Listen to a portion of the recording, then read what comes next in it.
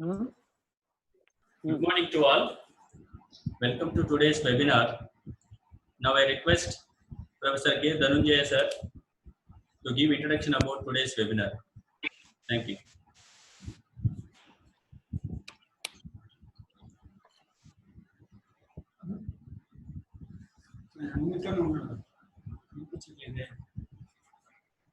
No, we're not able to hear you.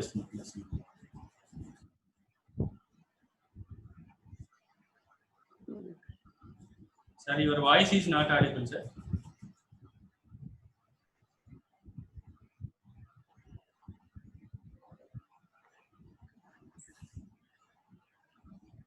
Dhananjaya sir, your voice is not audible, sir. Here now, hello? Now it is okay. Is okay? Yes, sir, please. Yeah, AUDISANKARA College of Engineering Technology welcomes all the participants to a special webinar on digital transformation in business. First of all, I thank SairamVedam Garu for accepting our invitation to deliver his valuable note here for all the participants like the student staff, all members who registered in this particular webinar. And I thank especially Basha, who is behind of this particular session. AUDISANKARA is taking a lead from last 2-3 months for taking all initiatives for conducting all these sorts of the webinars, and we are taking we are bringing a lot of technologies to all the students and staff members. And I don't want to take much time. I invite Mr. Shahbaz Ahmad to read the profile of our speaker today. Shahbaz. Thank you.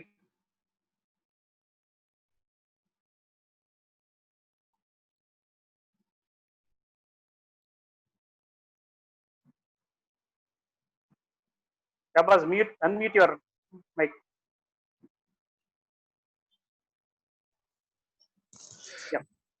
Very good morning, sir, and a very warm welcome to today's speaker, Sri SairamVedam Garu. So it gives me immense pleasure such a file to this such kind of gathering. So to speak about Sri SairamVedam Garu, he is the Chief Marketing Officer at Innominds, a full cycle platform LED AI first specialist software product engineering services company that helps enterprises and ISVs to unlock the power of digital, working to drive their digital next initiatives. Sairam Garu brings his profile with 20 plus years of overall industry experience with a deep understanding of technologies, solutions, and IP LED software service offerings. And he is recognized and awarded by BBC Knowledge Series as BBC Knowledge Series Chief Marketing Officer Asia, World Marketing Congress and Enterprise IT. Paul Writer from the year 2014-19 for demonstrating impactful global marketing leadership consistently for the last 7 years, and is an external advisor with Brain & Co., one of the world's leading consulting firms. Prior to Innominds, he was the Chief Marketing Officer of Core.ai, a market leader in the conversational AI platform space, revered by global analysts for his disruptive approach in helping global 2000 companies leverage the power of conversational AI. Prior to Core.ai, as the Vice President and Global Head of Marketing and Inside Sales at Signity, he drove the 360-degree marketing function, managing the brand footprint across 13 countries, and positioned Signity as the world's second largest quality engineering independent software testing services company.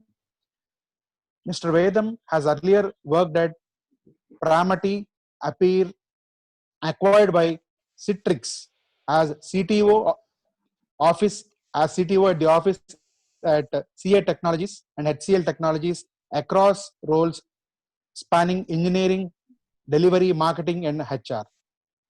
Sairam Garu holds a master degree in computer technology from CIT Coimbatore and an executive master program in management from IIM Kozhikode. He completed a leadership program for young leaders in joint association with Harvard and CA Technologies.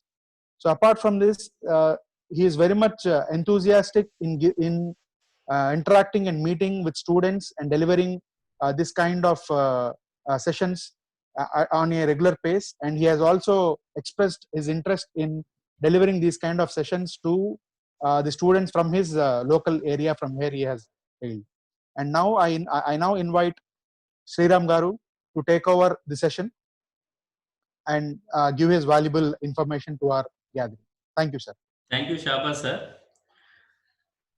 I request all the participants to keep your video and audio disabled. So the first 45 minutes, after the first 45 minute session, the next 15 minutes is for your question and answer hour. You can place your questions in chat box. So those questions can be answered by the Sairam sir at the last 15 minutes. Thank you. Sure. Can I take over? Yes, sir. Please, sir. Yes, sir. Thank you, both of you, Mr. Dhananjay Garu and Shabaz. Am I audible? Yes, sir. Okay. Yes, sir. Sounds good. Good morning to all of you. Yeah, let me just share the presentation first. And is the presentation visible? Hello? Wait, sir. Is it visible now? Yes, wait, No, sir. you're Please, sir. sharing. In process. Yes, sir. Visible, sir. Okay, just give me a second. And okay, all right, we are good to go. Okay, so thank you very much, AUDISANKARA College of Engineering and Technology, for inviting me for this session on digital transformation. I hope the next 45 minutes will be useful to you.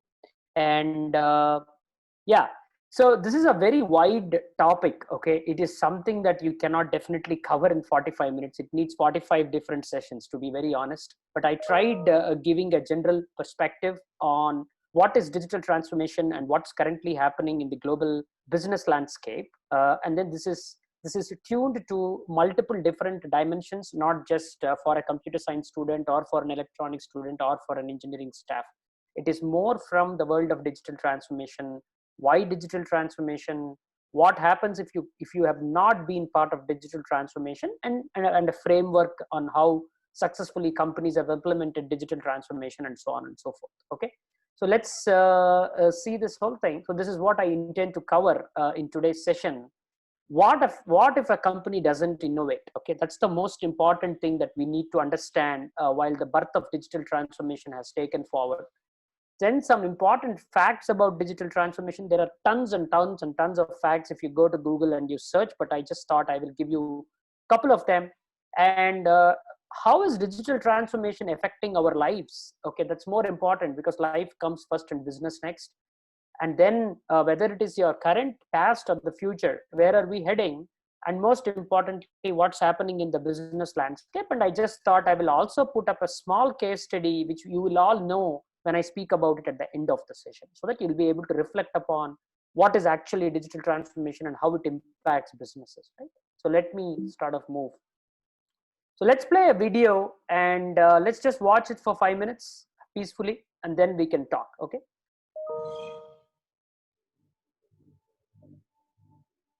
Are you able to?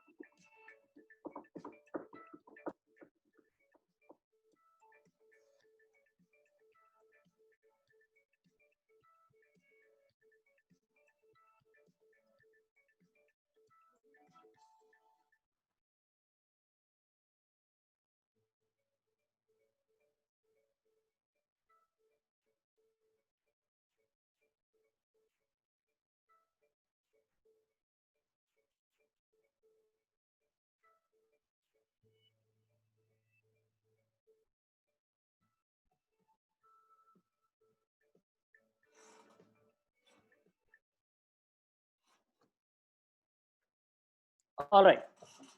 Were you all able to see the video? Can someone say yes or no? Any one of you? Yes. Yes, sir. All right. Okay. The reason I played the video, if you see there are actually 50 different use cases, 50 companies, 50 brands, out of which 36 or 37 is what you were able to see. All of these companies, from Sony to Hitachi to IBM to Atari to Toys R Us, these are all billion-dollar companies in the United States, globally known companies. Kodak, many of those companies, right? What is the common message there? The common message was all of those companies failed to innovate digitally. When they failed to innovate digitally, they get swept away by business. Of course, they would have bounced back in one form or the other. But the point is, digital transformation in business is across industries. It is not for one segment. It is not for one company, right? And in the session, that is what we're going to talk about, right? What if you do digital transformation well, and what if you don't? If you have not done it well, you know what has happened, right? Companies have failed. Big companies have failed. Now let's see what's digital transformation, right? The world today says that the World Economic Forum tells that it's about $100 trillion of market worth by 2025, which means that modern companies, legacy companies, existing companies, countries, citizens, and societies, everyone put together are getting transformed digitally, which means they're getting impacted by technology. The technology could be mobile applications, could be chatbots, could be web applications, could be cloud computing, could be payment systems, could be fintech systems, all of that put together, it's $100 trillion. Now, what does that mean? That is from a business landscape. Now, let us look at it from an academic landscape, right? Mr. Venkatraman, one of the renowned professors, is a professor of management at Boston Questrom School of Business. He tells that most legacy businesses continue to operate by old playbooks. That is what we saw in the first 2.5 minutes of video. If you're still playing your old business models, you are not able to cope up with digital, you're going to get swept away. However, if you can transform yourself, you will in turn become successful, right? Now, does that stop at business level? No, it's actually much bigger than that. The right-hand side, if you see, a prime minister, honorable prime minister, talks about digital age that we are living in transforming the lives of the people, which is hardly that you could imagine a couple of decades ago, right?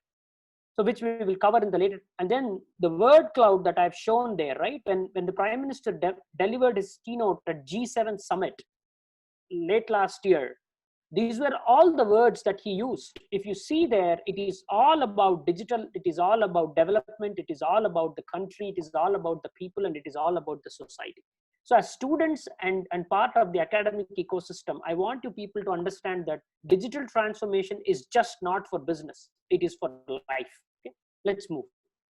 Now, each of you can answer this question to yourself, right? When did you last write a letter? Can anyone recollect when did you write a letter? Inland letter or postcard? The answer is no. Okay? Probably when was the last time you visited a bank? You don't need to, right? If you want to write a letter now, you send an SMS, you send a WhatsApp, you send an email. If you want to visit a bank, you are either opening your mobile application, your chatbot, your UPI, your Aadhaar enabled applications. You're not going to the bank. Forget about all of this. We are all from Nellore, right? I think most of you would love movies. When was the last time you watched a movie in the theater? Of course, because of Corona, there's a different thing. Now, there was a movie late last Saturday that was released live on Amazon Prime. It's a Tamil movie by Surya. It's called Ponmagal Vandal. There are multiple movies now.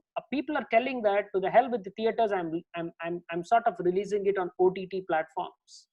When did you purchase a book, a physical book? Most of you probably would have, even if you want, you would order out an Amazon or a Flipkart, or you're downloading an ebook on your iPad or Kindle application on your mobile phone.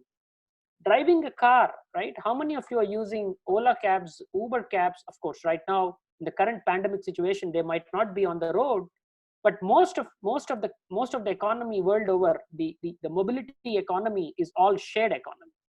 You don't even go to a doctor these days, right? You have Practo, you have telemedicine applications, you have consulting that is available on mobile phone. And students, my kids have I mean, the schools have not got opened.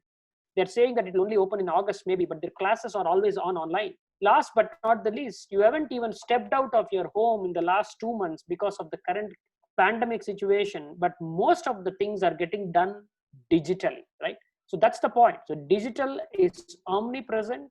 Digital sweeps across every sphere of your life, whether you are a student, a professor, a teacher, a banker, a doctor, an academician, a movie artist, a creative artist, whatever sphere of life you're coming from, digital is sweeping you across, right? With and without our knowledge. Now, what's life in the era of digital transformation? How many of you have Aadhaar card in your pockets right now? The answer would be 95% of you or 100% of you.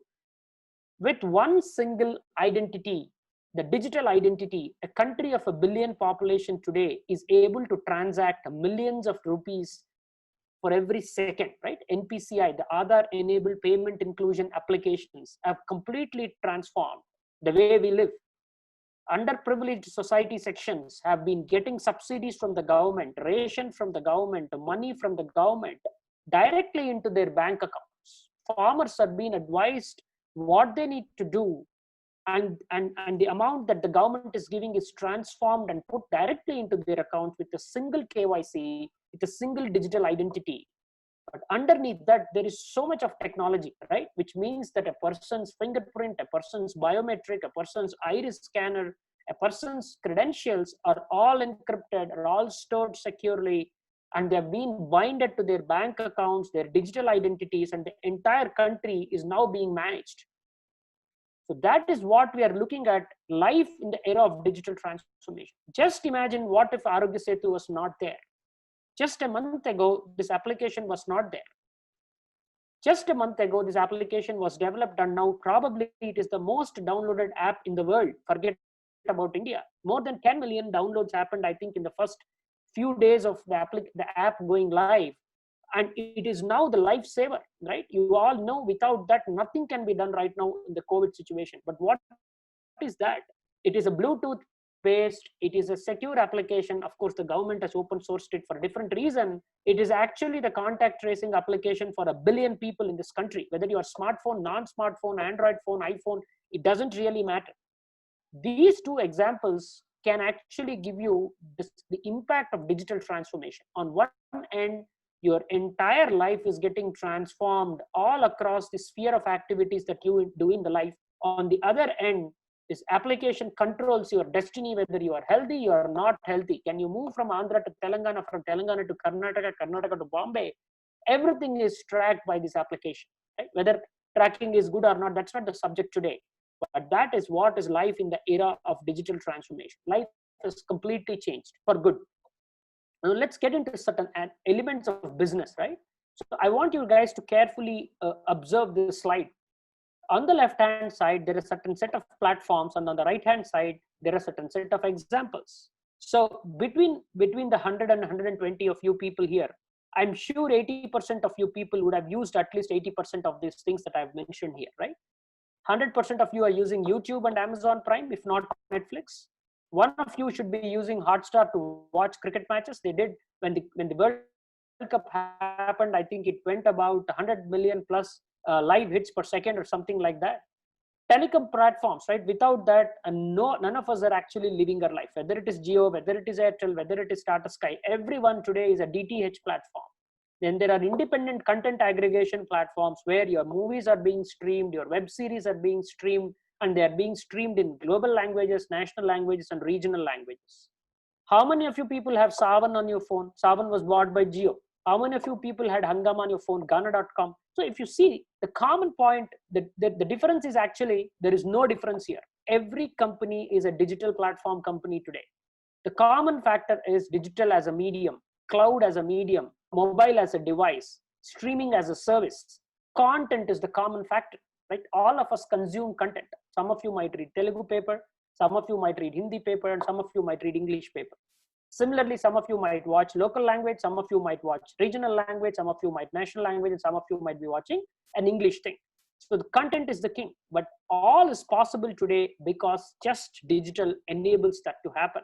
So sitting at the comfort of your house, people are able to enjoy so much of content if you look at it from a leisure standpoint.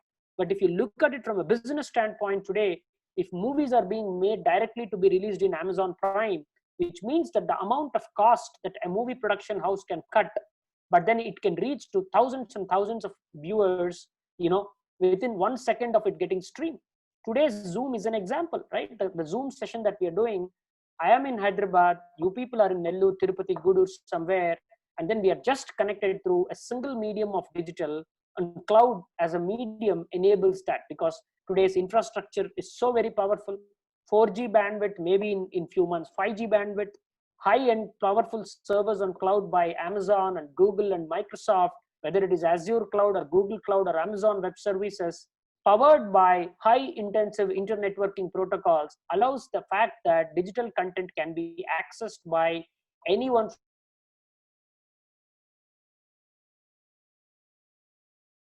audience for these brands. Why do you think Google acquired YouTube for billions of dollars? Why do you think Netflix is one of the most valued companies? Because they are engaging millions of users, and that is what is digital transformation in business. Because today brands have new methods to reach out to consumers like you and me, to advertise, to kind of engage them. Right now, let's just spend some time on this slide. Every industry today is disrupted digitally. How many of you know Elon Musk, right? Elon Musk right now, probably arguably the most innovative technologist living on planet Earth, even powerful than Steve Jobs in one sense, I would say, right? His SpaceX just launched a private satellite to the space, period. We know governments have launched satellites, government have launched rockets, and they fell in oceans and millions of dollars, got wasted. But here is a company, SpaceX, if you see, is actually disrupting every industry digitally. Space launch is disrupted. Telecommunication is disrupted. Satellite internet is disrupted. When I say disrupted, what is it meaning? He's giving an alternative option. How many of you have heard the word Tesla? Today, cars are going to be electric. Even in India, you have Ola Electric, Mahindra Electric, right? People are talking about charging stations all over the cities, all over the towns, so that you avoid pollution, you avoid the wastage of fuel and fossil, which means that your existing conventional automobile industry is digitally disrupted. When you say you have an electric car, you have a smart car, you can control the entire car using your mobile phone, right? So which means that you would know predictively what is your driving habit, how much of battery is going to be there, how many miles you can actually drive. In Indian parameters, it's how many kilometers. And all these technologies are available even in simple cars these days. If you have a normal Maruti car with an intelligent dashboard, you can get a lot of this technology which is guiding you as an effective mobility driver. Personal transport, it's over. Of course, if the COVID goes away, no one is going to own the car, right? People have used to got Bounce, Uber, Ola, and whatnot, right? The entire industry is getting disrupted. Car sharing that I just spoke about. Can you imagine the name of the company is The Boring Company? But it's not boring. It is doing the most innovative work the world has seen. How many of you know that in Korea or Thailand, I think it was in Thailand, there was a big tunnel where a lot of people went and they got, they got into it and they were not able to come out. The engineers from The Boring Company, from Tesla's maker, Elon Musk, went and helped them and rescued them. What does they do? They reduce the cost of the tunnels through the ground through advanced technologies that can change the way mining happens, that can change the way infrastructure can be built. Today's real estate companies offer you, they sell your flat entirely on a 3D application. They do a mobile application, they do an augmented reality, AR, VR application, isn't it? They kind of show you the entire thing without even you coming in. So a person in New York can actually buy a flat in Nellore, literally experiencing the whole thing. Free shipping. Every one of us understand this, right? If the free shipping is reduced, your cost of the goods gets reduced. You can now ship across the continents within 24 hours. And he's talking about Hyperloop, which is something that even our government tried to replicate, where you're building an Hyperloop technology to significantly reduce mass transportation between two cities. What does that mean? Your entire rail infrastructure is getting digitally disrupted, right? Then there is an OpenAI Foundation. What does it do? It's actually telling that I will open source the best of the AI algorithms and ML algorithms for the betterment of the world, so that people can go and leverage those algorithms and build better healthcare systems, better predictive algorithms. You are able to now, right now as we speak, country was able to say Nisarga, a new cyclone is coming to Maharashtra, and then thousands and millions of people's lives got changed. How do you think that is happening? It is actually happening through predictive modeling. With a 99 percentile prediction rate, you are able to tell when the cyclone is going to cross at which point of time. They did the same thing in West Bengal. They at least saved lives. So these are all compelling examples of advanced algorithmic approaches that OpenAI sort of systems bring. Lastly, if you see Neuralink, right? Prosthetics. So do you anyone understand what is prosthetics? So prosthetics is the branch of science and technologies which allows you to replace human arms and legs and biological parts, so that, you know, if you are amputated, if you are injured, your life is getting changed for better. Prosthetics is a very advanced art, and they also use for advanced makeup and surgeries and whatnot, right? I work in a company, for example, where we do very interesting work with one very, very innovative surgery company, where high precision cameras help them do very, very intelligent surgeries without the doctor being physically available.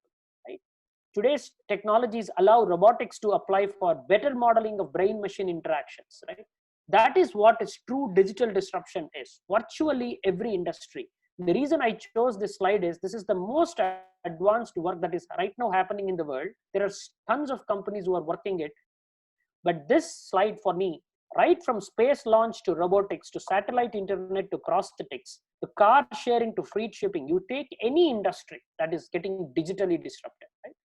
Now, that is what right now we are living in. Now, let's understand a little bit about what does this all lead to, which means that there are 5 essential elements for exceptional execution. See, at the end of the day, you can have any much gyan, any much theory, any much principles given, but a company has to understand the fact that it has to execute really well. So take your digital capabilities to the next level. That's the fundamental principle for any company, which means that if Paytm did not understand that 100 crore Indians can actually scan a QR code to make a shopping, they would not have become so successful. Build agility into the right digital processes. When I say agility, it means that your digital process should be fast. Your implementation of the digital process should be really fast, that people should be able to really understand. WhatsApp bot by Government of India was launched probably in a week's time when the COVID situation hit us, which means that imagine a government which is managing 1 billion people is able to bring a bot that is used by 1 billion people that is agile. That is what is agile, which means that the digital processes help you to maneuver bureaucracy. They will also make sure that the technology helps you to probably, bulldoze the red tape and make sure that the benefits are derived very, very fast. Which means if you want to execute a good digital transformation engagement, you need to be very agile in your method. You need to be very agile in your thinking, right? But then invest more in digital than your competitors, but not too much more. By the way, there is equal amount of things which are still not digital. At the end of the day, a human being cannot be substituted by a machine. A machine is assistive to human being. Though they say artificial intelligence, it is actually assistive intelligence. Hence, digital transformation will be successful when you also implement the money correctly for the project, right? It is not because I know a mobile application that I can develop, I will go and build it. I will have to do it correctly, right? So people are telling that, for example, e-pass, some states implemented it and some states did not implement it when the COVID situation happened. The states which implemented it allowed people to quickly register, and they say that I will move from state A to state B, and the states which did not do had enough amount of traffic jams in their borders. Now, vice versa.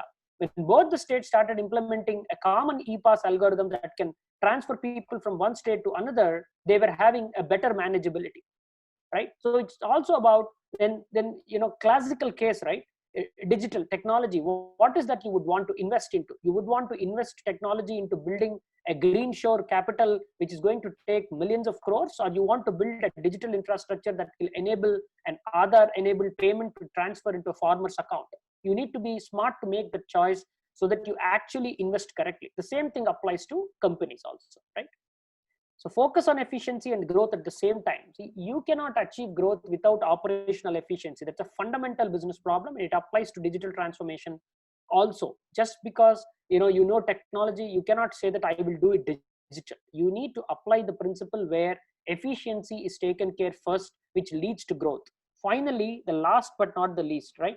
Enlist enough employees in a digital reinvention campaign. That's what McKinsey says. What is McKinsey? McKinsey is the world's premier consulting company, which means that you as students, if your college has not done this webinar today now, you probably are not getting exposed to what is digital, which means that your college is very proactive in terms of enlisting you as students and enlisting you as staff who are the employees of your company. You have taken the first step towards getting digitally transformed.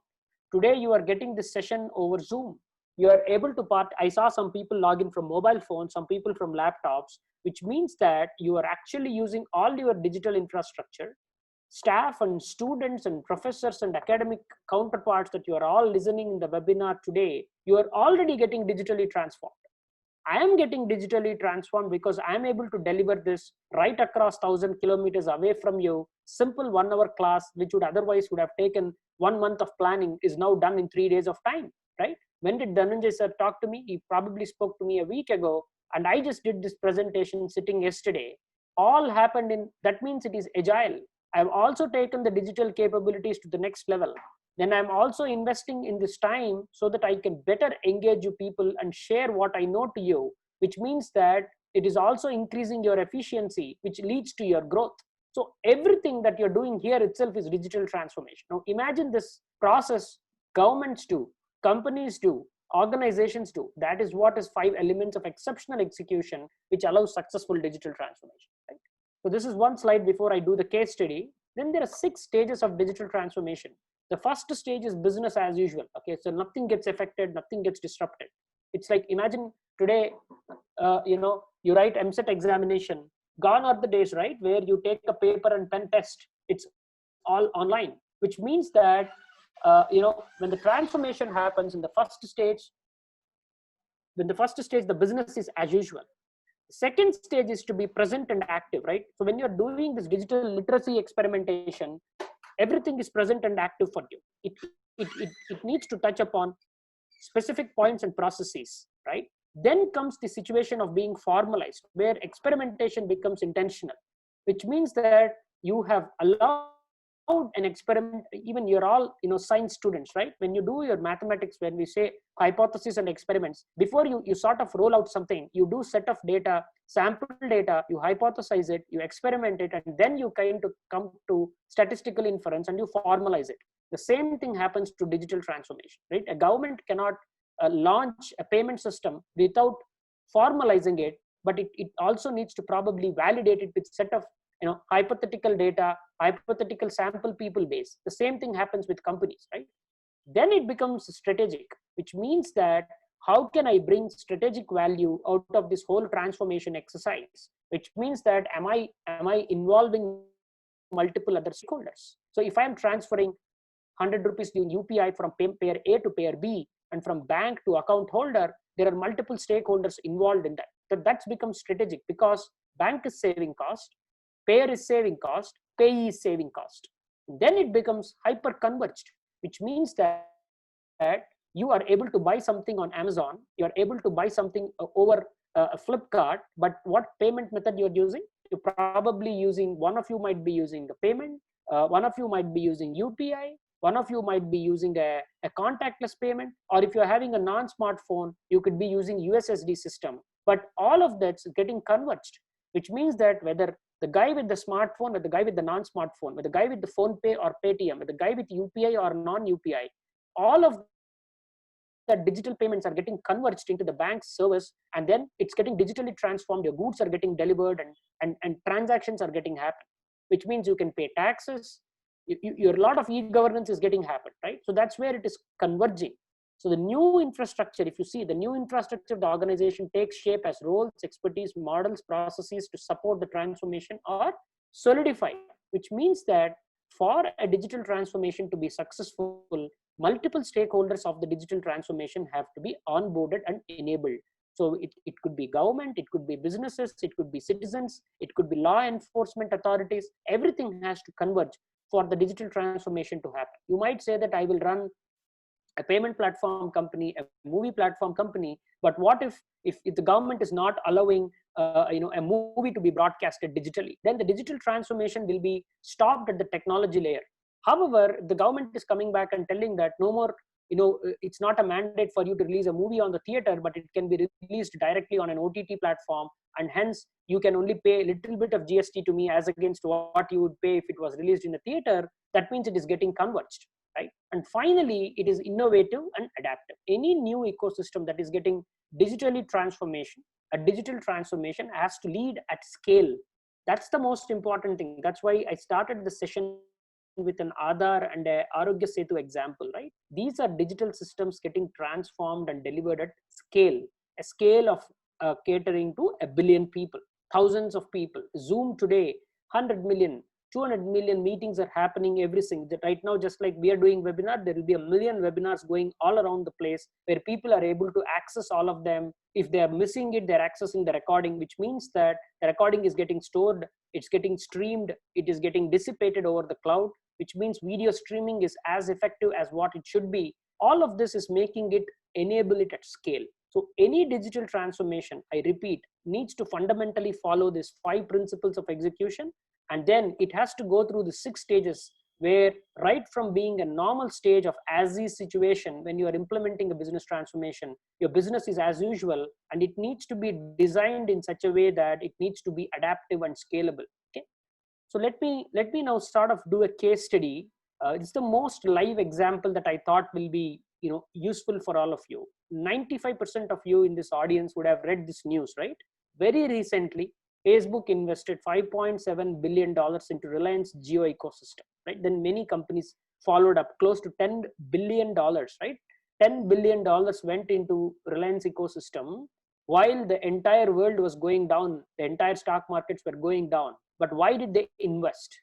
Just think through, right? You and me and my father, your friends, your sisters, most of you are there under the WhatsApp users of 400 million, right? I was talking to Dhananjay Garu with WhatsApp just before the call started. You might have been talking. What does that mean? Indian WhatsApp user is 400 million. Indian Facebook users are 328 million. The Jio users is 388 million. Now, what are these users doing? Are they just chatting? No. They are exchanging information. They are exchanging payments. They can chat there. They can buy there. They can transact there.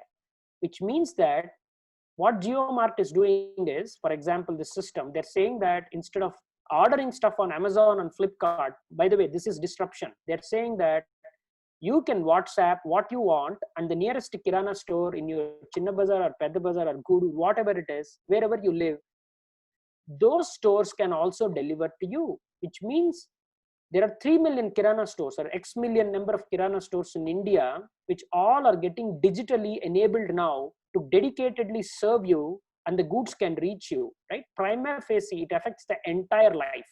That is why the world's biggest technology company invested $5.7 billion into probably the biggest digital ecosystem that is ever being built in the world. This is an enough case study for what we are saying as digital disruption in business. You see the last type right-hand corner, it's a strategic rationale. So it enables Reliance and Jio platforms to accelerate omni-channel new commerce strategy. What is omni-channel?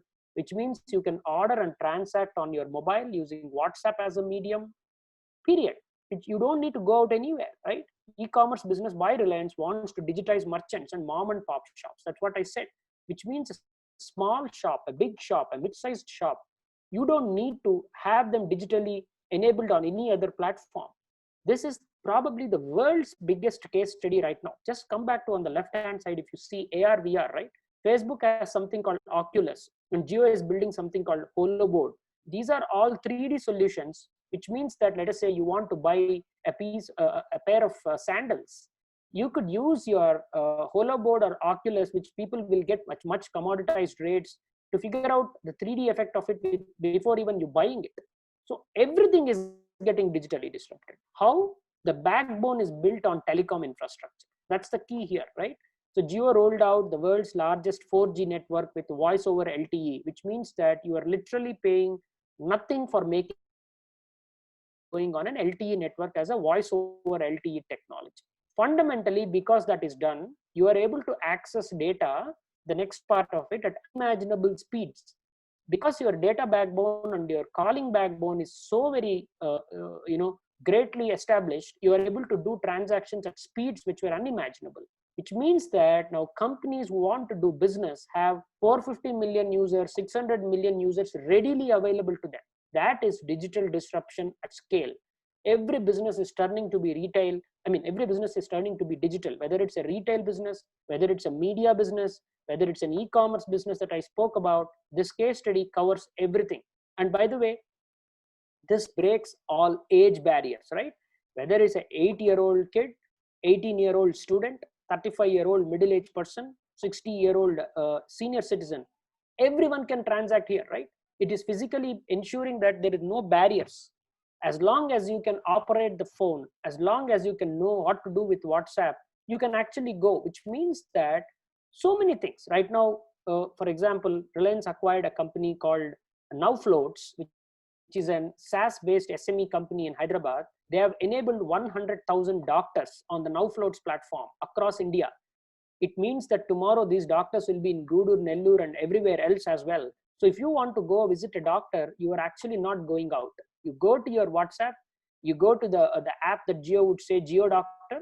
I'm not, by the way, marketing Jio here. I'm marketing digital disruption, which means that at 12 o'clock in the night, at 2 o'clock in the morning, you can still access medical care. And because your 5G infrastructure, 4G infrastructure is getting rolled out, people can literally do a video-based consultation.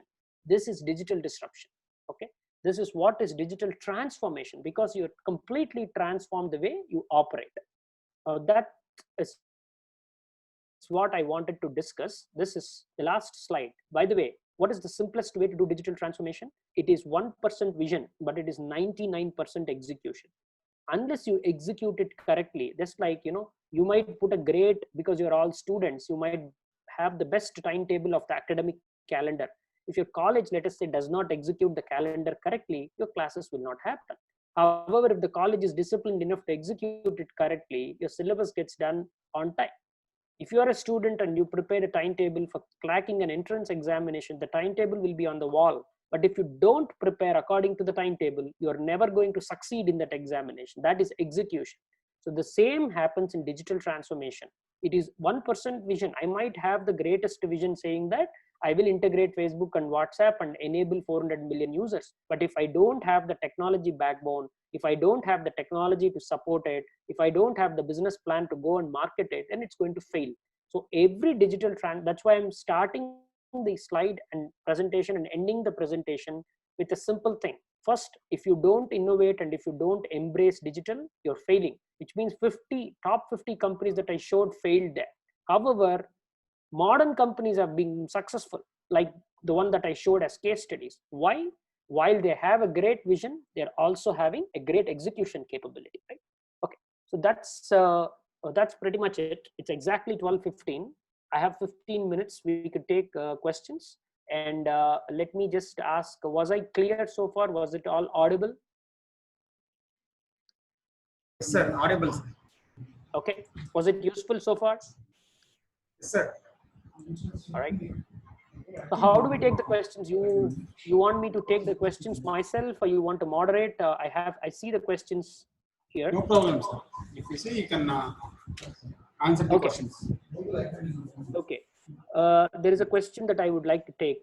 While urban people are able to get accustomed to digital transformation due to good connectivity and bandwidth, how can people from rural locations adapt to digital transformation? When do you think rural India can be? Oh, excellent question. While, by the way, I don't know why this doubt. It is actually the rural India that is getting more transformed digitally than urban India. I will give you some interesting statistics. Okay. I read recently the Bharat Fiber, the government's fiber grid that they launched, I think has saw 300,000 subscriptions or something like that, which is a rural fiber network that is hitting ultra bandwidth for rural houses, right? the entire Aadhaar stack that I spoke about, the Aadhaar-based payment system, which is the world's largest, again, anything India builds is world's largest. It is the world's largest, two-factor authentication, most secure payment system that can work even on a non-smartphone. The USSD technology that Indian government uses, just like you say *99# for finding out an SMS balance, you have code where you can actually transfer money and you can receive money. And India's Jan Dhan accounts, which are enabled and driven through Aadhaar payment system, is the world's largest use case for ultra-high payment inclusion, financial inclusion, and digital transformation. All the examples that I gave, Arogya Setu application, which is actually helping millions of people travel back and forth. But that said, we are a country of billion people. There is a lot more to be done. But tell me, aren't these all these use cases? You can the rural people of India are getting benefited. The governments form subsidy systems, and private companies like ITC has something called e-Chaupal, which helps scores of farmers in states through their e-enabled Chaupal systems for them for effective buying, price strategies, crop strategies, and etc. So the answer is, as the technology gets more and more reachable, the rural India is what is going to get more benefited even than urban India. But it will, and that's what the question is. The second thing is, Aadhaar payment safe? Well, I'm not a security expert, but in my sense, Aadhaar payments are absolutely safe, and the government is absolutely supporting it. And it's probably the world's most advanced OpenStack, not OpenStack, Aadhaar stack enabled payment systems. I would advocate people to use it. UPI transactions by NPCI. So they are probably one of the most secure and most easier ones to use. So please go and use them. How can we fill the generation gap through digital technology? Because it's a big problem with digital transformation in country. Well, the answer to this question lies in your participation here itself. That's what I was telling. Generation gaps are now completely broken, right? My 8-year-old son uses more digital technology than what I would use. He's been learning stuff on YouTube, which I would have learned in a book. He's learning it in 5 minutes, which I would have probably learned in maybe 5 days. Right? So as the technology is sweeping through, the new generation, why even government is launching pretty much most of your educational content, they've asked the universities to go online starting this June, if I'm not wrong. So the whole way this thing is doing is, it's just not younger generation. It is also bringing older generation into the system, right? There is another example I want to give. There is something called Jeevan Praman, right? It's a national retirement pension related stuff. So a lot of elder people had this problem to go and present themselves before government to say that they are alive. Jeevan Praman today allows an elderly citizen to kind of include his pension renewal just by uploading his Aadhaar card and an iris scan in a nearby e-Seva center, or if you have the iris scanner, you can do it from your home. What are all this? These are different generational set of people who are getting positively impacted by digital transformation, right? So we see those famous Swiggy ads. Now let's take some businesses also, not every time government. So Swiggy ads where 2 elder people order 1 laddu, and then they are diabetic people, but they still go and eat it because they are only allowed to eat 1. Though right now in COVID, it might not be a right advertisement to recollect, but what is that? So digital technology basically breaks the barriers. It allows Flipkart's advertisements, if you had recollected, had children on the TV doing e-commerce transactions. So this is why digital transformation is breaking through age, class, and creed. It doesn't have any barrier. Anyone can use it, and it is easy to use it. So let me see if there is any other question that I can take. We have like 9 more minutes. So in the times of present situation in the world, how will digital transformation will overcome job losses? Okay, that's a good question. I think digital transformation allows you to, by the way, let's also first, any transformation also impacts jobs at one layer, right? When steam engine came in, it actually impacted manual labor. But over the period of time, any automation brings in new jobs. Because the steam engine was invented, people were able to transport goods from one place to another. Hence, more goods were produced, more goods were consumed, hence more people got jobs. But if the people thought that a steam engine is coming, so I cannot take good from place A to place B, which a man would have carried for 50 days. Now the steam engine took it for 5 days. Now the same thing happens with digital transformation, right? You are saving so much of time. You might be thinking that it is creating a job loss. It's actually not. You might be saving 1 hour of your time, avoiding going to a bank because you are able to transact using Paytm, which means that 1 hour of productive savings is also for the bank staff who could probably disburse more loans. That is how what we call the economic impact index, when digital transformation is coming into the picture, that's how companies compute it. That is why billions of dollars are being invested. While every sphere of innovation in humanity brings in a new set of things into place, they will definitely displace, but upskilling allows people to get employed again, which means that, let's say today I have voice assistants. So imagine in India, there are 18 languages. So people have multiple things now that can they do, and not just English is the mechanism. So that means that even in your regional language, you can do business. Even in your regional language, you can transact. So these are all the things that digital transformation allows you to do. Hence, please do not be negative about it. The only thing is you got to upskill, just like you have been using a phone, right? 5 years back, even when I was using computer itself was a big achievement. Then laptops came. Now then tablets came. Then mobile phones came. But now again, laptops are also being used because of COVID. A lot more stuff is getting online. So it is also about the need of the hour, and digital reskilling is just not only academic. It is also about how you lead your life. Isn't many one of you, your parents or your sisters or brothers who probably do not have technology backgrounds, but they might be using Swiggies and Paytms better than even what we are doing. Hence, some of these actually create more productivity than what we think.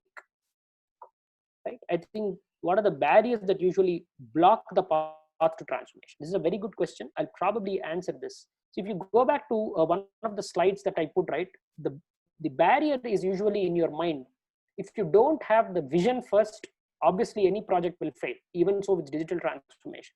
But the biggest barrier is, that's why I put that slide, execution. If you don't execute it, it's going to miserably fail. You might have millions of dollars, crores of rupees allocated as a budget, companies and organizations and governments and universities. But if you don't actually execute that, that's the biggest barrier. The second barrier is, creating new rules and policies which allow. If let's say for some reason I come back and tell in your college Zoom is not allowed, then that barrier, I come back and tell that Zoom can't allow. So those are how barriers are left out, right? What is AMAS? How it is useful? I didn't understand what is AMAS. Okay. Then they said that, sir, you said to go to banks in the first slide, but in some cases we must go to bank to complete our work. Yeah, absolutely. The answer to the thing lies in the question. In some cases, not in every case, right? So you're not going there every day. That's the whole point. But that said, your doubt also poses the future, which means that tomorrow there will be a situation where companies are calling it remote first, where you don't even need to go to the bank. You don't even need to go to the post office. You don't even need to, go to register your thing. Now today, for example, I saw in the paper, 17 different systems of RTA are getting completely mobile enabled in government of Telangana, right? You have T-Wallet here. For example, you don't need to pay your challan money, right, with cash. You can actually download into T-Wallet and you can pay it from there. So things will evolve, things will improve, right? That is what is transformation, and it will not happen over a period of time. That's probably what I thought. Is there any other question that I can take? We have 4 more minutes. Let me just see. Okay.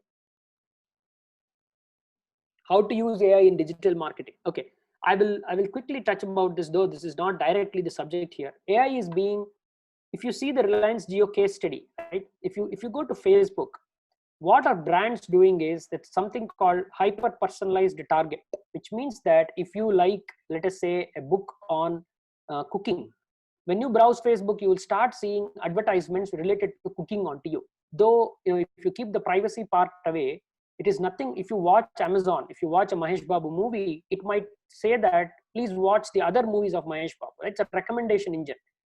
all of these are nothing but marketing done by brands using AI technologies to hyper personalize choices for the consumers, right? When you go to Paytm, you do 5 transactions, it says that 6th time I will give you a cashback. Then when you do 100 transactions, probably it might come back and say that your credit score is high or low, so I'm giving you a coupon. What are all this? This is all AI technologies that are being used as marketing strategies by brands to engage customers. Lastly, I will end with education, right? If you go to Coursera, Udacity, Udemy, all of these are world's largest open source, learning modules. What they do is, if you take a course on artificial intelligence, they will show you 5 more courses on artificial intelligence that you can complete. Just see how technology is using it. Is so helpful to you, right? You don't need to search what book to be studying. It's actually coming back and telling you. But what is underneath the hood? It is actually marketing all those courses to you as students. So imagine this course that I did is put up on Coursera. Then what happens is, tomorrow some other student listens to this webinar, or maybe he listens to a webinar on digital transformation. It might say that please also listen to a digital transformation webinar that AUDISANKARA college did. That is AI in marketing. So marketing doesn't mean that it is always have to be for sales. It is all about hyper personalized recommendations that today's consumers get because of their preferences. What is to be for you? If you like red, you will get all red preferences, and someone likes blue, they get blue preferences. So that is how marketing AI gets worked. Okay. How digital transformation affects the human organs? I will end the session with this question, because at the end of the day, healthcare matters. Digital transformation today assists incisive surgeries, telemedicine.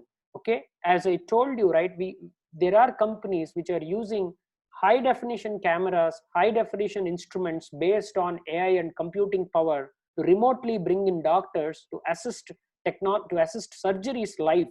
Don't you need a better example than that? We are talking about sample tests for plasma based tests. What is that? Actually, the sample tests that are getting done, the rapid tests that were built, all are digital transformation examples where reports are being digitized and served back with analytics so that doctors can recommend what to be done, right? Your own contact tracing applications that we said, which is a containment zone, which is not a containment zone. Your own Bluetooth technology that Arogya Setu is telling based on certain symptoms that you are asking in the COVID situation. All of those are digital transformation examples for effective healthcare. Okay. So I think it is 12:30. I would probably stop here, and I thank everyone for giving me this opportunity. It has been highly engaging for me as well. Over to you, sir, if you have any end of the day comments. Thank you, sir. Now I request Professor Dhananjaya sir to give vote of thanks. Sure.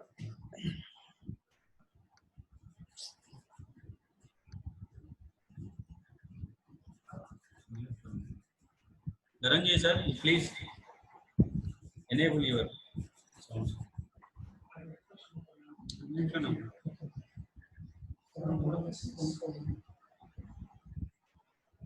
Sir, your voice is not audible, sir.